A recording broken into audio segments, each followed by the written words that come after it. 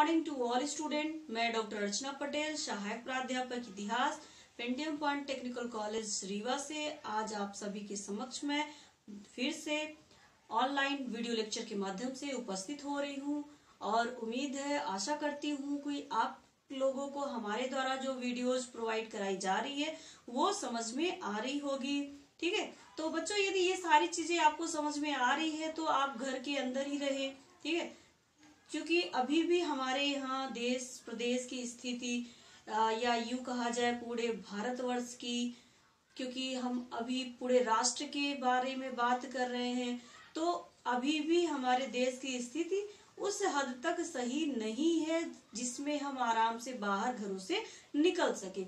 इसलिए आज भी आप जितना हो सके घरों के अंदर रहे, घर के अंदर रहेंगे सुरक्षित रहेंगे। ठीक है, तो महाविद्यालय के द्वारा आपको ये लेक्चर प्रोवाइड कराई जा रही है, इसलिए आप जो है इस सुविधा का लाभ उठाएं।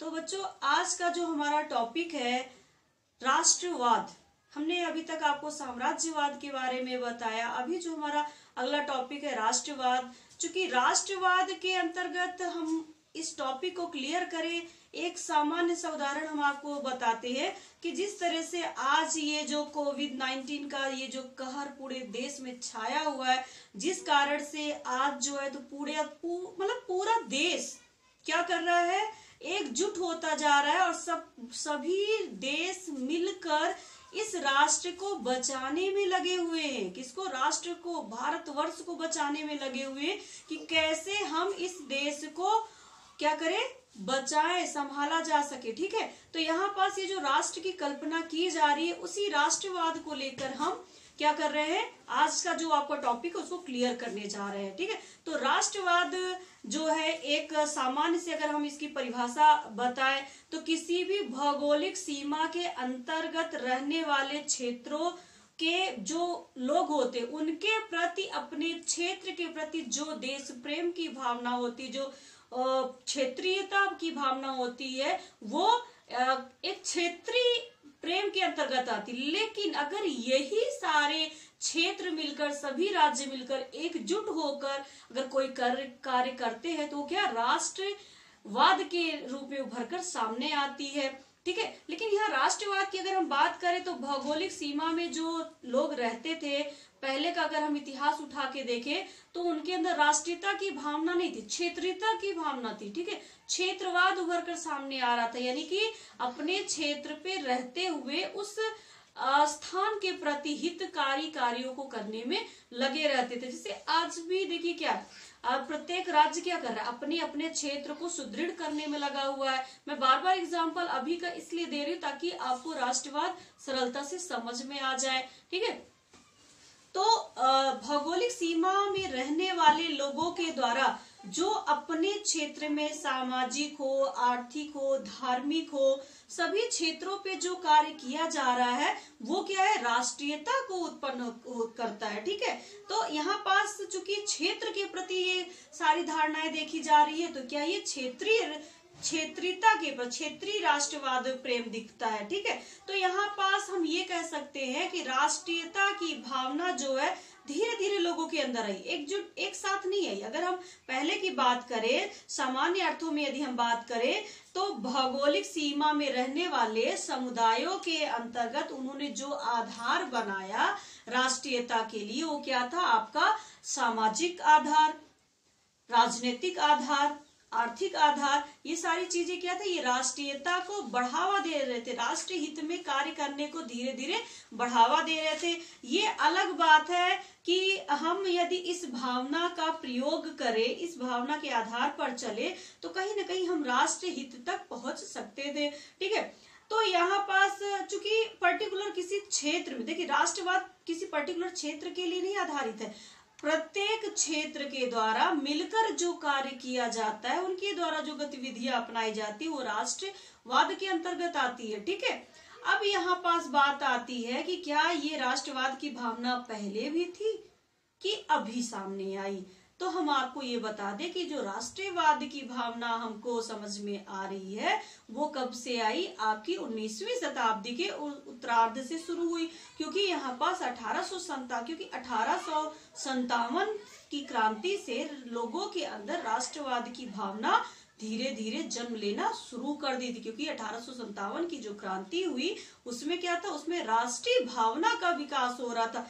प्रत्येक व्यक्ति के अंदर अब किसी क्षेत्रीयता के प्रति कोई भावना नहीं थी कि हमारा घर, हमारा राज्य, हमारा क्षेत्र सुरक्षित रहे। नहीं, उनके अंदर ये विचारधारा जन्म ले चुकी थी कि जब तक हमारा देश सुरक्षित नहीं है, हमारा पूरा राष्ट्र सुरक्षित नहीं है, तब तक हम अपने क्षेत्रों को सुरक्षित नहीं कर सकते। इसलिए उनके द्वारा क्या किया जा रहा था कि राष्ट्र हित में कार्य करना शुरू हो रहा था। कब से? 1857 की क्रांति से। तो बच्चों ये चीज ध्यान रखिएगा, क्योंकि हम अभी जो आपको राष्ट्रवाद के बारे में बता रहे, राष्ट्रवाद में अभी हम सिर्फ 2 पॉइंट को लेके चल रहे हैं कि राष्ट्रवाद क्या है, जिसके बारे में अभी हम आपको बता रहे हैं।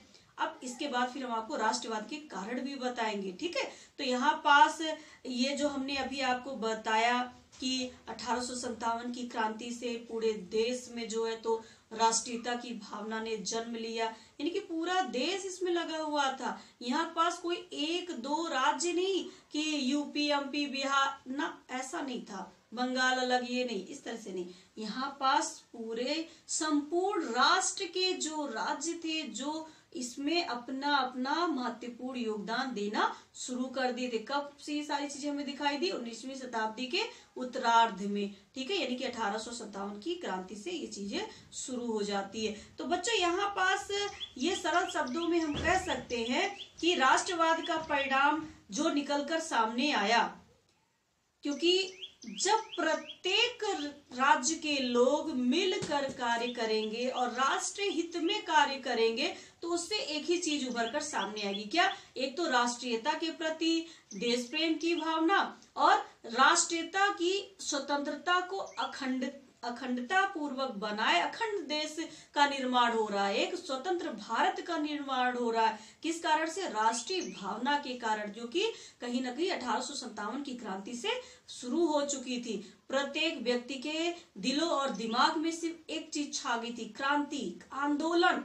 और जो आंदोलन की लहर छाई, आंदोलन का जो परिणाम निकला, तो कहीं ना कहीं देखा जाए तो वो देश के हित में था, राष्ट्र के हित में था। और यही राष्ट्र के हित में किया गया कार्य क्या कहलाया? आपका राष्ट्रवाद कहलाता है। क्योंकि यहाँ पास हम किसी पर्टिकुलर क्षेत्र के बारे में बात नहीं कर रहे, हम संपूर्ण भारत देश के बारे में बात कर रहे हैं, जहाँ पास राष्ट्रवाद का विकास होता है। ठीक, ये हो गया राष्ट्रवाद में राष्ट्रवाद का इतिहास कि क्या है राष्ट्रवाद।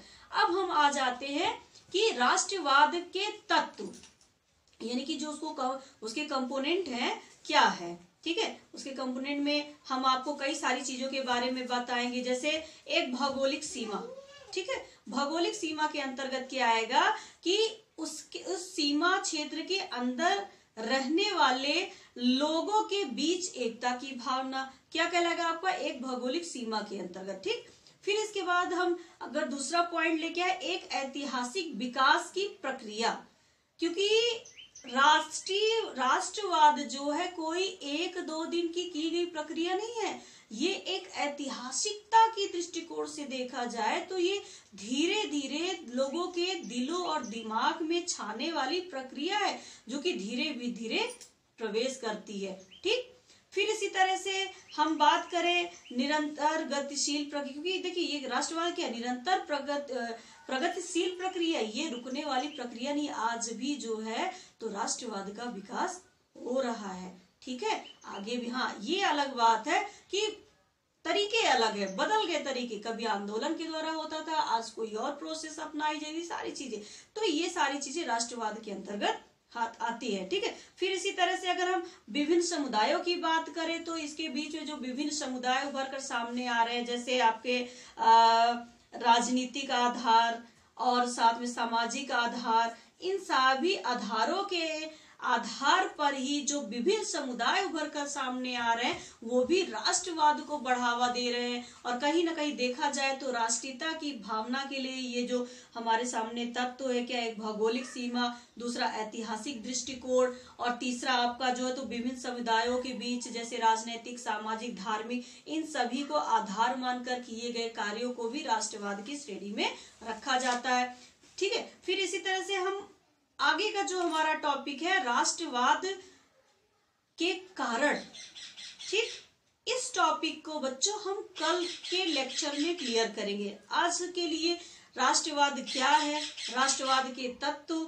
ये इतना आपके लिए महत्वपूर्ण है जान लेना। हम कल आपको इसी टॉपिक को आगे की ओर बढ़ाते हुए उसके हम कारण के बारे में आपको बताएंगे कि ऐसे कौन से कारण थे, किन परिस्थितियों में राष्ट्रवाद को जन्म लेना पड़ा, राष्ट्रवाद की आवश्यकता पड़ी। तो इसके बारे में हम आपसे कल चर्चा करेंगे। कल के लेक्चर में हमारा अगला टॉपिक जो रहेगा राष्ट्रवाद के कारण, ठीक है। तो कारण में हम आपसे कल बात करेंगे। तब तक के लिए अभी हमने जो चीजें बताई है, यदि आपको किसी प्रकार का कोई डाउट्स हो, कोई भी आपको चीजें समझ में नहीं आ रही है, तो आप हमसे ग्रुप के माध्यम से इसके बारे में क्वेश्चन कर सकते हैं। तब तक के लिए हम आपसे कल के लेक्चर में फिर से मिलते हैं, ठीक है। तो आप हमारे साथ यूं ही ऑनलाइन लेक्चर में बने रहिए और ये जो क्लासेज आपको प्रोवाइड कराई जा रही है इसको आप सरलता से, सहजता से पढ़िए और इसको नोटबुक में आप जरूर तैयार करिए, ठीक है। तो हमें भी ये क्लियर होगा कि आपको भी हमारी बातें समझ में आ रही है। तब तक के लिए हम आपसे कल मिलते हैं, ठीक है। बहुत बहुत धन्यवाद बच्चों, आपने हमें सुना इसके लिए, ठीक है। Thank you so much.